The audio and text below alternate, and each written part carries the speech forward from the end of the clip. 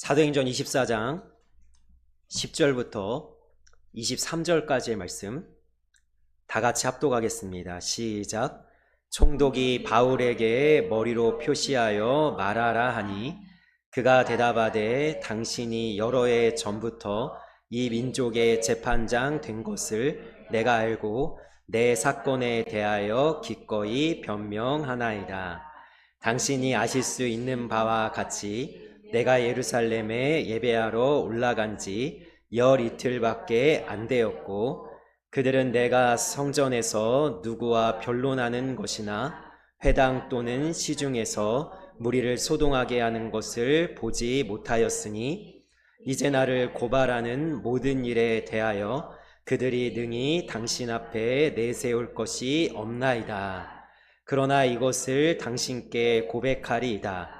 나는 그들이 이단이라 하는 도를 따라 조상의 하나님을 섬기고 율법과 선지자들의 글에 기록된 것을 다 믿으며 그들이 기다리는 바 하나님을 향한 소망을 나도 가졌으니 곧 의인과 악인의 부활이 있으리라 함이니이다. 이것으로 말미암아 나도 하나님과 사람에 대하여 항상 양심에 거리낌이 없기를 힘쓰나이다. 여러 해 만에 내가 내 민족을 구제할 것과 재물을 가지고 와서 드리는 중에 내가 결례를 행하였고 모임도 없고 소동도 없이 성전에 있는 것을 그들이 보았나이다. 그러나 아시아로부터 온 어떤 유대인들이 있었으니 그들이 만일 나를 반대할 사건이 있으면 마땅히 당신 앞에 와서 고발하였을 것이요 그렇지 않으면 이 사람들이 내가 공회 앞에 섰을 때에 무슨 옳지 않은 것을 보았는가 말하라 하소서. 오직 내가 그들 가운데 서서 외치기를 내가 죽은 자의 부활에 대하여 오늘 너희 앞에 신문을 받는다고 한 이 한 소리만 있을 따름이니이다 하니 벨릭스가 이 도에 관한 것을 더 자세히 아는 고로 연기하여 이르되 천부장 루시아가 내려오거든 너희 일을 처결하리라 하고 백부장에게 명하여 바울을 지키되 자유를 주고 그의 친구들이 그를 돌보아 주는 것을 금하지 말라 하니라. 아멘.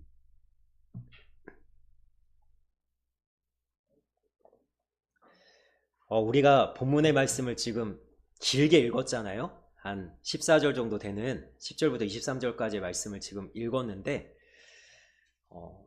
배경을 잠깐 말씀드리면 이제 가이사랴라는 곳까지 바울이 지금 호송이 되어서 벨릭스 각하라는 이 사람 앞에서 지금 신문을 받는데 바울이 지금 자신을 변명하는 거죠. 나는 고발당할 일이 없습니다. 나는 무죄입니다. 라고 지금 이야기하고 있는 내용인데 우리가 본문을 길게 읽었지만 오늘은 딱 3절만 주목하려고 합니다. 오늘 말씀 아주 간단합니다. 머릿속에 한번 그려보십시오.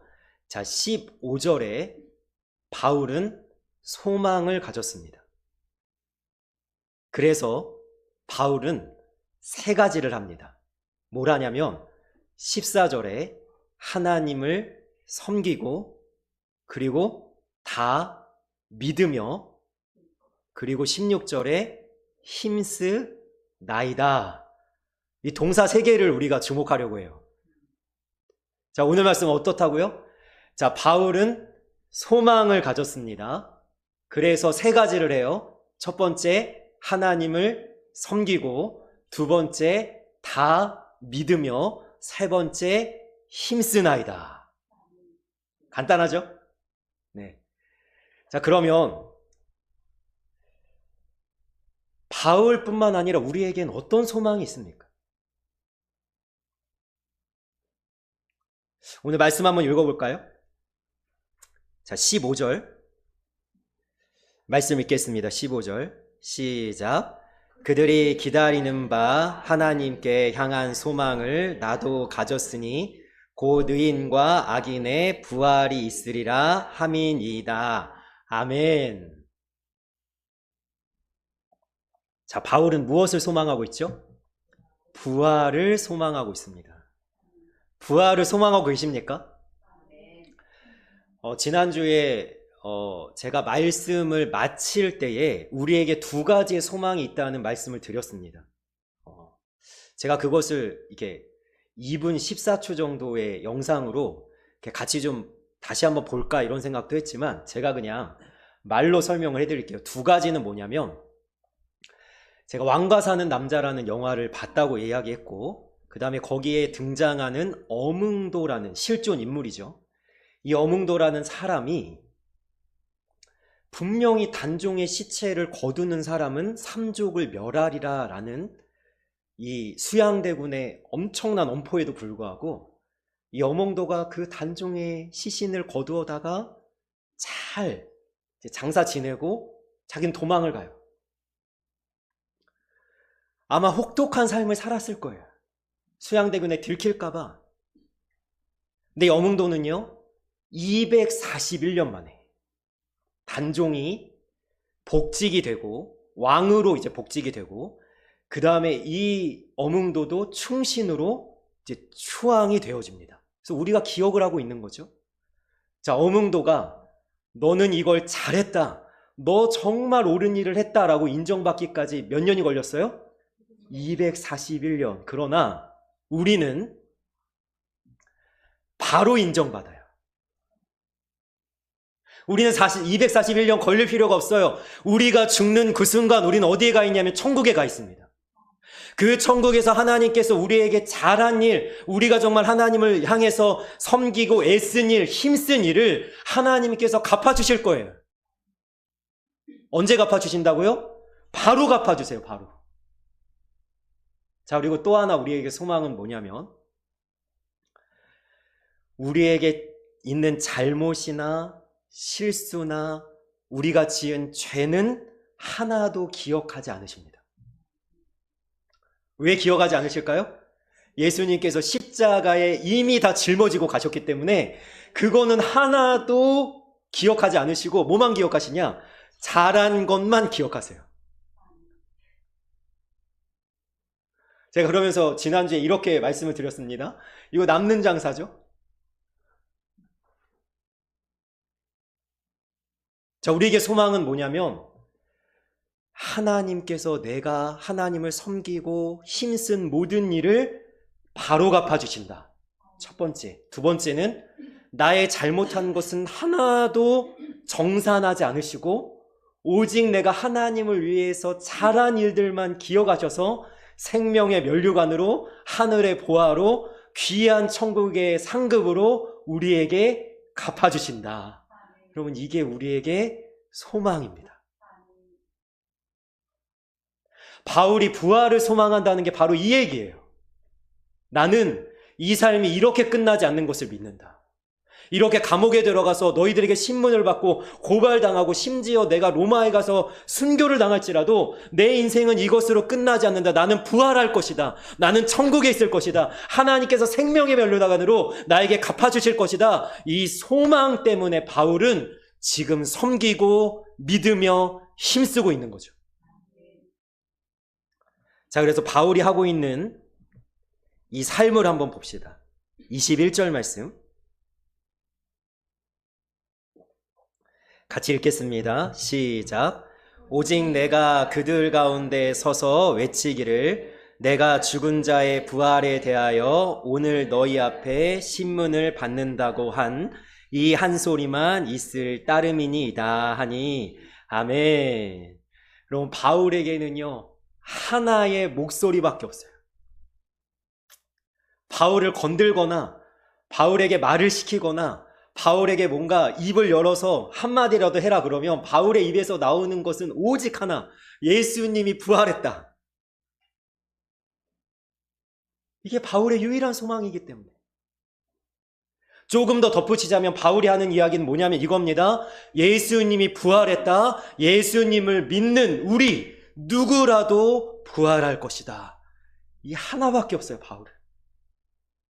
이것 때문에 신문을 받고 이것 때문에 고난을 겪고 이것 때문에 바울이 지금 이 믿음의 삶을 살아내고 있는 거예요.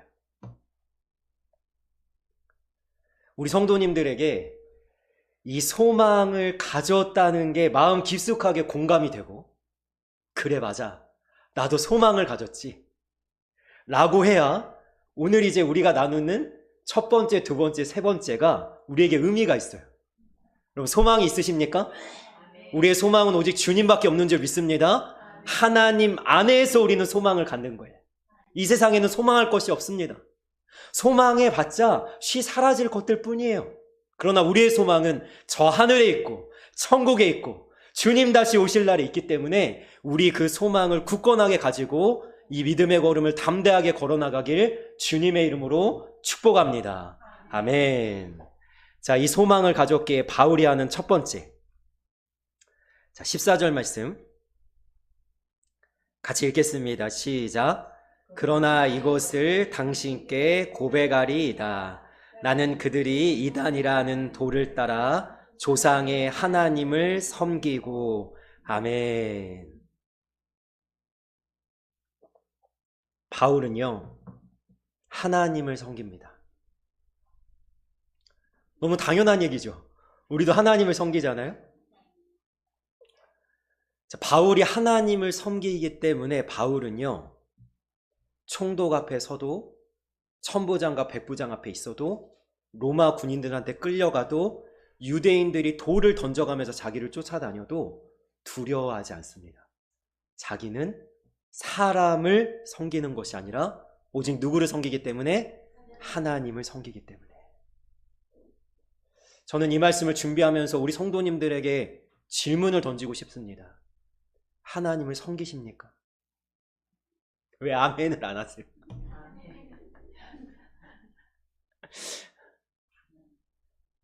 너무 당연하죠? 그런데 우리가 섬기는 대상을 분명하게 할 필요가 있어요. 왜냐면요, 많은 믿음의 사람들 중에도 하나님을 섬긴다고 하면서 가만히 들여다보니까 돈을 섬기는 사람이 있더라고요.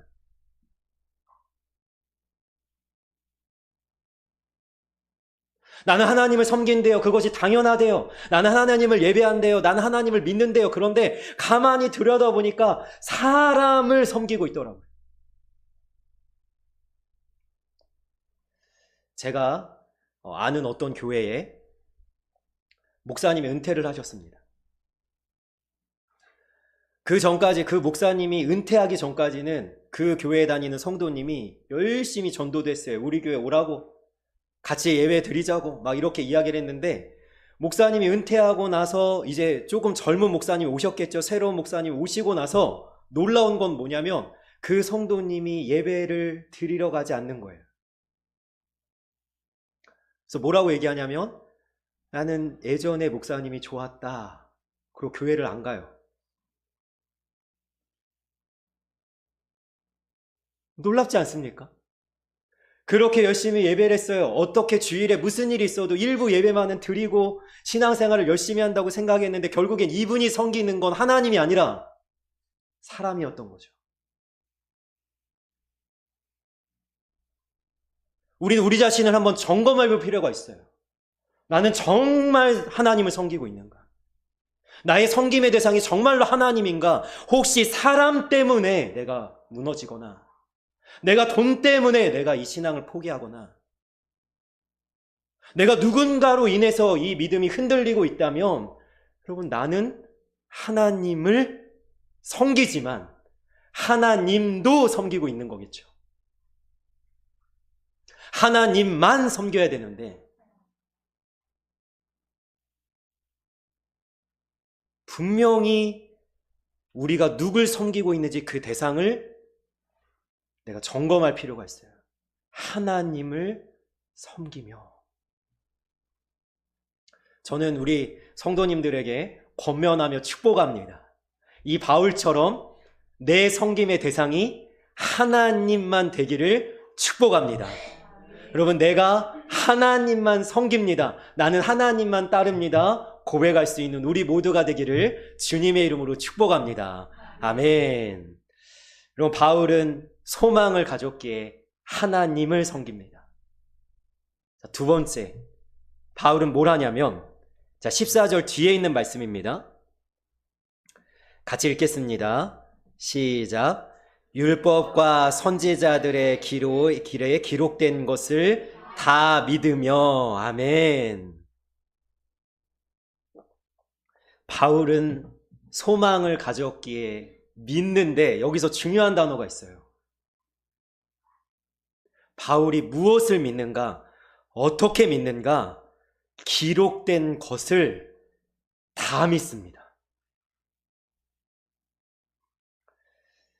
바울 당시에는요, 성경이 구약 성경밖에 없었어요. 바울은 지금 뭘 믿냐면 구약에 기록된 하나님의 말씀을 다 믿습니다. 자, 우리에게는 구약만 있는 것이 아니죠. 바울은 예수님이 오시기 전에 기록된 약속의 말씀 구약만 있었지만 우리에게는 구약과 신약의 말씀을 다 갖고 있습니다. 예수님 오시고 난 후에, 그리고 바울조차도 알지 못했겠지만 바울이 여러 교회에 쓴 서신서까지도 성경이 되어서 우리에게 왔습니다. 저는 도전하면서 질문하고 싶습니다. 이 말씀을 다 믿으십니까? 난 출애굽기의 말씀은 믿지만 신명기의 말씀은 못 믿겠어. 난 하나님이 홍해를 가른 건 믿겠지만 예수님이 무리를 걸은 건 못 믿겠어. 난 예수님이 오병이의 기적으로 5,000명을 먹인 것은 믿지만 죽은 지 나흘이나 된 나사로를 다시 살린 것은 못 믿겠어. 여러분, 혹시 이 말씀 중에 선별해서 다 믿어야 되는데 다 믿지 못하고 이건 아닌 것 같아. 이 말씀은 받아들이기 너무 어려워. 이런 말씀을 누가 믿을 수 있겠어? 혹시 이러고 있진 않으세요? 그럼 저는 소망합니다. 여기서 예배하는 우리 성도님들 모두가 이 말씀을 바울처럼 다 믿기를 원합니다. 하나도 빠짐없이. 예수님께서 이 말씀이 얼마나 소중하고 귀중한지 이렇게 말씀하시죠. 천지는 없어지겠으나 이 말씀의 한 획도, 한 글자도 없어지지 아니하리라. 여러분, 우리가 읽는 이 성경은요, 한글로 되어 있잖아요. 예수님께서 이야기하는 1.1획이라도 없어지지 아니하리라. 이 말씀은 뭐냐면요, 히브리어의 원어로 보면요, 정확하게 여러분 와닿습니다. 왜냐하면 점 하나의 의미가 달라져요. 우리 한글은요, 조금 대충 써도 알아볼 수 있잖아요. 그런데 히브리어는요, 획 하나만 달라지면요, 의미가 바뀌고 시제가 바뀝니다. 그러니까 예수님께서 그만큼 중요하다고 이야기하는 거예요, 이 말씀. 그런데 내가 이 말씀의 토시 하나, 이 말씀의 창세기부터 요한계시록까지 기록된 이 말씀 하나도 빠지지 않고 다 믿는가? 하나는 자기 자신에게 질문하셔야 돼요. 그리고 이 바울처럼 다 믿을 수 있기를 주님의 이름으로 축복합니다. 여러분, 이 말씀에 능력이 있습니다. 말씀을 그대로 믿는 자에게 하나님의 역사가 일어나는 줄 믿습니다. 여러분, 우리가 말씀을 붙잡는 이유가 바로 그거예요. 우리는 하나님을 다 알 수가 없습니다. 하나님을 알려고 해도요, 우리는 한계가 있어요. 그런데요, 하나님을 알 수 있는 가장 좋은 방법은 뭐냐면 그분이 나에게 하신 말씀을 붙드는 거예요. 그 말씀을 있는 그대로 믿는 거예요. 여기 이 말씀에 하나님이 담겨 있고요, 하나님의 말씀이 곧 하나님이시기 때문에 난 하나님을 가까이 하고 싶어, 난 하나님을 알고 싶어, 난 하나님과 친밀한 관계 속에 들어가고 싶어. 그러면 말씀을 읽으시고 말씀을 가까이 하시고 말씀에 있는 것을 다 믿으시면 됩니다. 맞아, 아멘. 말씀에 이렇게 이야기하셨어. 하나님이 이렇게 나에게 말씀하셨어, 약속하셨어. 나는 이 말씀을 다 믿어. 그렇게 말씀을 붙들고 말씀을 따라 살 수 있는 우리 모두가 되기를 주님의 이름으로 축복합니다. 아멘. 여러분, 그런데 이 믿는다라는 것은요, 참 쉽지 않은 일이에요. 왜 그런가? 제가 이렇게 문구를 준비해 왔거든요. 믿음의 싸움을 싸워야 합니다. 우리 한번 문장을 읽어보겠습니다. 시작. 하나님은 축복과 약속을 주실 때 문제와 함께 주십니다. 아멘.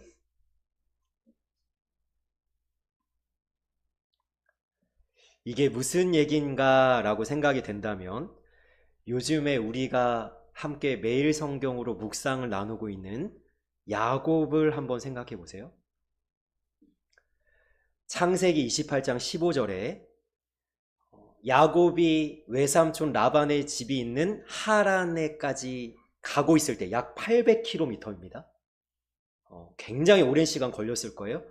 베델에서 하나님께서 야곱을 만나주시면서 약속을 하세요. 창세기 28장 15절에 뭐라고 약속하냐면 내가 너를 떠나지 아니하며 내가 너를 버리지 아니하며 내가 너에게 이루고자 하는 것을 다 이루기까지 너와 함께 하리라 라고 말씀하세요. 자, 야곱에게는 놀라운 축복과 약속이죠. 이 땅으로 돌아오게 할지라 축복과 은혜를 내가 주겠다라고 말씀을 하시는데 여러분 야곱이 외삼촌 라반의 집에 가서 20년 동안 겪는 일은 여러분 다 묵상하셔서 아시잖아요? 무슨 일을 겪죠?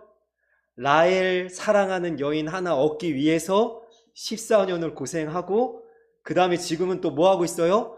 6년 동안 자기 집을 세우고자 6년 동안 고생하고 있어요. 여러분 하나님께서는요 축복과 약속을 뭐와 함께 주시냐면 문제와 함께 주세요. 이스라엘 백성들에게도 하나님께서 약속을 주셨습니다. 무슨 약속이냐? 젖과 꿀이 흐르는 가나안 땅을 주겠다. 그런데 우리는요 이런 축복을 생각할 때 어떤 생각이 드냐면요 하나님이 그냥 주실 것 같죠. 아무 문제 없이 아무 싸움 없이 아무 어려움 없이 그냥 주실 것 같은데 이스라엘 백성들이 그 약속대로 가나안 땅에 들어갈 때는 문제가 있어요. 무슨 문제? 요단강을 건너야 되고요. 여리고성, 그 견고한 이중벽으로 되어 있는 여리고성을 무너뜨려야 되고요. 저 장대 같은 거인 같은 가나안 사람과 싸워야 돼요.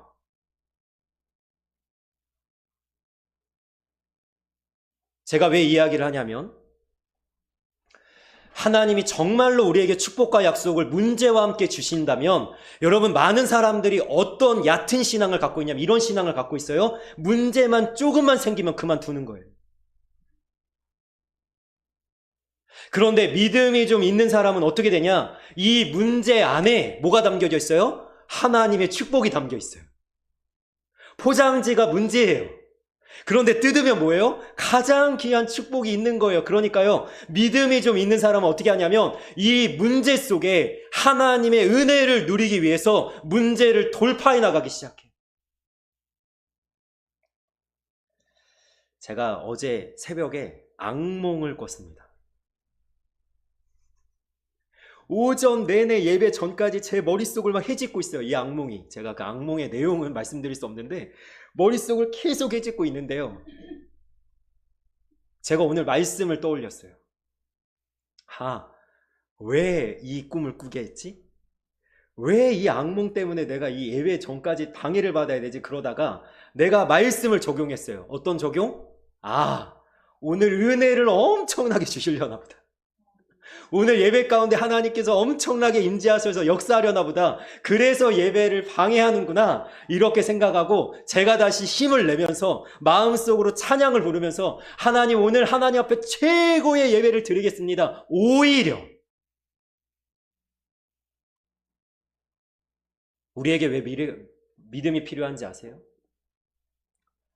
문제 속에 축복을 감춰뒀기 때문이에요. 야곱이 하란 땅 외삼촌 라반의 집에 가서 아내를 넷이나 얻습니다. 레아와 라헬과 실바와 비라, 이 4명의 여인을 통해서 12명의 아들을 낳는데 이 12명의 아들, 여러분 그 과정은요 고생스러워요. 정말 힘든 과정이에요. 그런데 이 12아들은 이스라엘이라는 나라의 12지파가 되고 하나님의 축복의 초석이 마련되는 역사가 있는 거예요. 문제 가운데 뭐가 있어요? 축복이 있어요. 내 삶에 문제가 생겼다. 그럼 저는 바라기는 웃을 수 있으면 좋겠어요.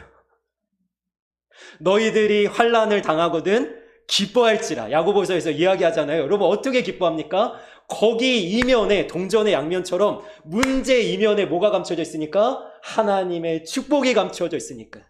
이 문제를 헤집고 내가 이 문제를 돌파해 나가면 하나님께서 나에게 은혜를 누리게 해주시겠구나. 그 소망을 가지고 하나님의 약속을 믿으며 굳건하게 붙잡아서 여러분 하나님의 축복을 우리가 쟁취할 수 있는 하나님의 사람들이 되기를 주님의 이름으로 축복합니다.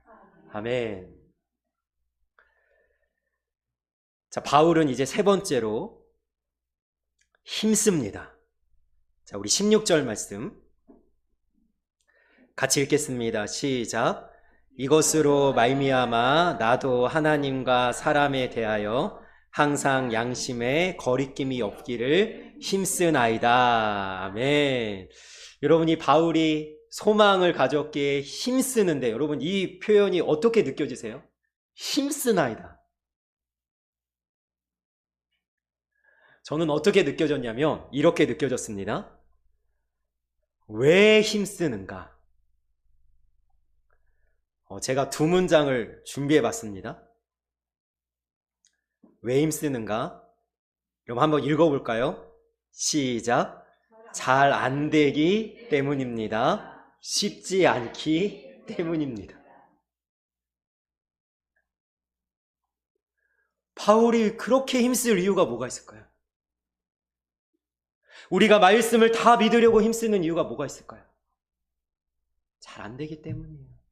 쉽지 않기 때문에. 제가 이번 주에 이스라엘 백성들이 요단강을 건너는 장면을 묵상하게 됐는데요. 정말 특이하고 신기한 걸 하나 발견했어요. 그게 뭐냐면요. 요단강을 건너는데 하나님께서 뭐라고 말씀하시냐면 이것을 기념하라, 기억하라 라고 말씀하시면서 돌단을 쌓게 하세요. 굉장히 신기한 게 뭔지 아십니까? 하나님이 두 군데에 돌단을 쌓게 하는데 첫 번째는 어디냐면 강가에 쌓게 하세요. 여러분 이건 이해가 돼요. 요단강을 건넜으니 강가에 돌단을 쌓으면 이제 이 강가에 가는 사람들, 강가를 보는 사람들마다 뭘 보겠어요? 돌단을 보면서 기억하는 거죠. 우리가 요단강을 건넜다. 이건 이해가 돼요? 두 번째,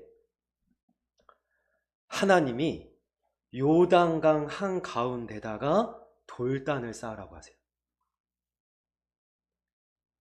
제가 말씀을 보면서 이런 질문했다니까요. 왜요? 안 보이는데요, 하나님? 요단강 중간에다가 돌단을 쌓으면요, 요단강물이 흐를 때 안 보이는데요. 그런데 놀라운 사실이 뭐냐면요, 이때 이스라엘 백성들이 요단강을 건널 때는 장마가 나서 요단강물이 넘칠 때인데 여러분 이 시기가 지나자마자 요단강물이 마르는 가뭄이 온답니다. 자, 그러니까 요단강을 건너고 나서 요단강물이 흐를 때 그것이 넘칠 때는 이 돌단이 보이지 않는데 언제 보이냐? 메마르고 가뭄이 찾아오고 우리의 인생에 문제가 찾아올 때에 비로소 돌단이 보여요. 그리고 다시 한번 되새기는 거예요. 뭘 되새겨요? 하나님이 우리와 함께 하셨지, 우리가 요단강을 건넜지, 평소에는 안 보여요. 일이 잘 풀릴 땐 안 보여요. 축복을 누릴 땐 안 보여요. 언제 보이냐? 내가 광야같이 험난한 인생길을 걸어갈 때, 내가 빈들과 같이 아무것도 없는 하나님을 의지할 수밖에 없는 시간이 찾아올 때야 비로소 보이는 돌단인 거예요. 말씀 하나 한번 읽어볼까요?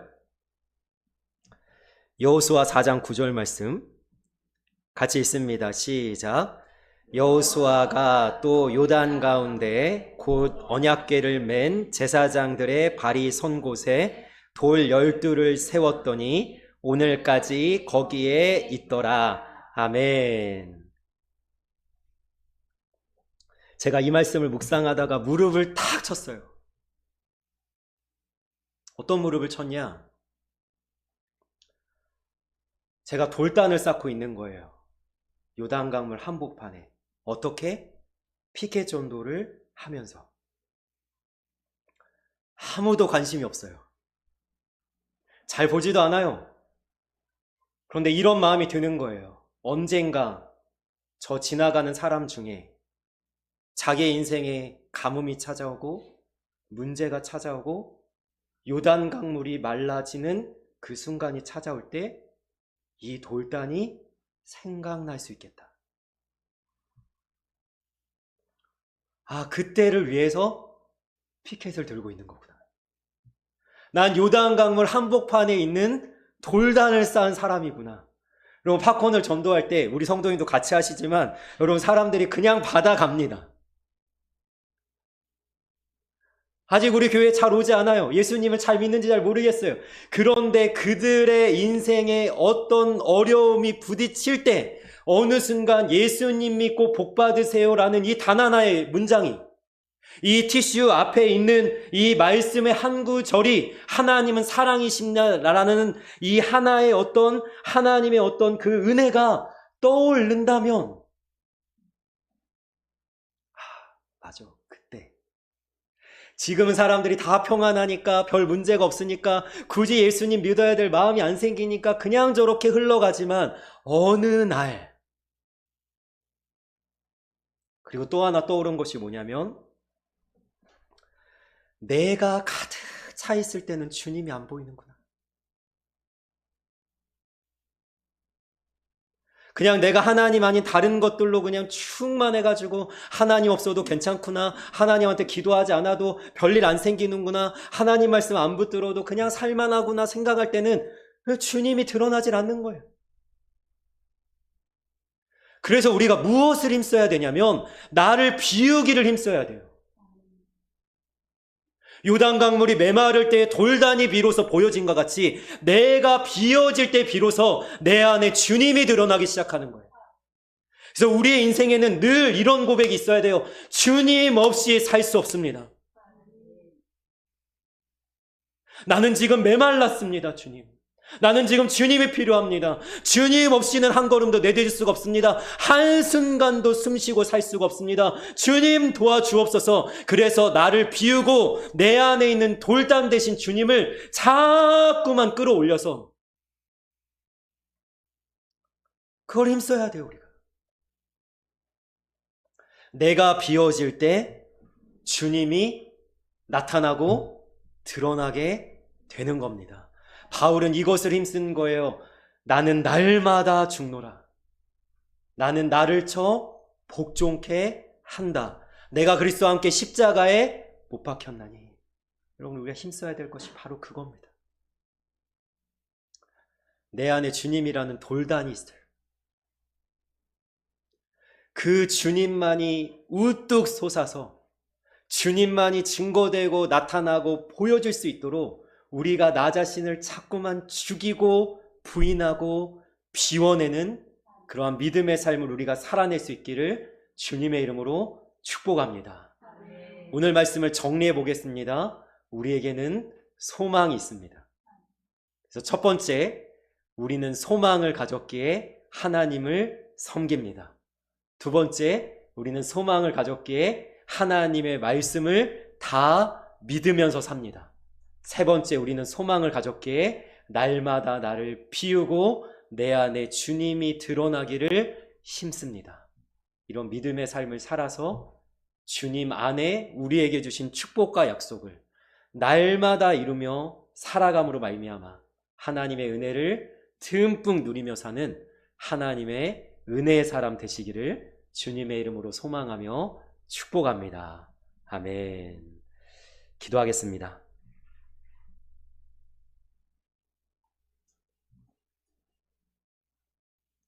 사랑의 아버지, 감사합니다. 주님 안에 소망이 있습니다. 우리는 바울이 고백한 것처럼 부활을 믿으며 저 천국의 상급을 바라보며 이 믿음의 걸음을 걸어 나갑니다. 이 소망을 이루어가기 위해서 우리가 하나님을 섬기게 하시고 하나님의 말씀을 다 믿게 하시고 우리 자신을 비워 우리 주님만을 충만케 하는데 힘쓰는 하나님의 사람들 다 되어지게 하여 주옵소서. 감사하며 우리를 언제나 완벽하게 인도하시는 예수님의 이름으로 기도합니다. 아멘.